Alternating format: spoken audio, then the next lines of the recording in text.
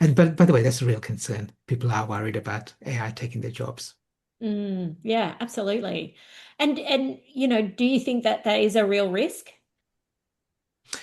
Yes, there is. Yes, there is. And um, it's kind of overblown at the moment, but it's kind of in different areas, Alicia. So you see a lot of stories about very recently, in the last few weeks, companies Mm, saying we are reducing our headcount mm, because we're going to be more AI powered.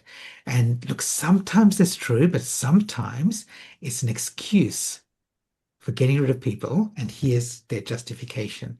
So mm. I'm very skeptical of things like that. It's called AI washing, where they Yeah. just say, yeah, we're getting rid of it because of AI, because AI.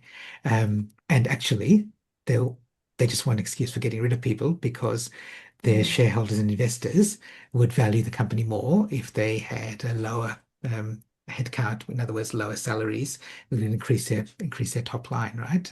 mm, mm, And that's the real reason they're doing it. However, people in most organizations, there are people who are worried about AI taking their jobs because they're hearing of it.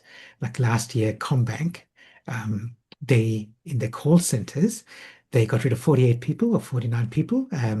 And they said we're going to put an AI voice bot in because it'll be more efficient, it'll reduce the call volume. And they sacked those people. And then within weeks, they found that they had to rehire those people because the chatbot was so bad, it increased the call volumes. So there are risks that people, employees feel that they're facing. They feel there's a threat. They don't want to admit it. They don't want to get on the AI bandwagon because they feel that all I'm doing is training the AI to replace me. So that's a real concern. And that's a real leadership issue as well that you'll face, that some people just don't want to admit that they're using AI, and some people will resist it, not because they're scared of the technology, but they're scared that the technology will replace them.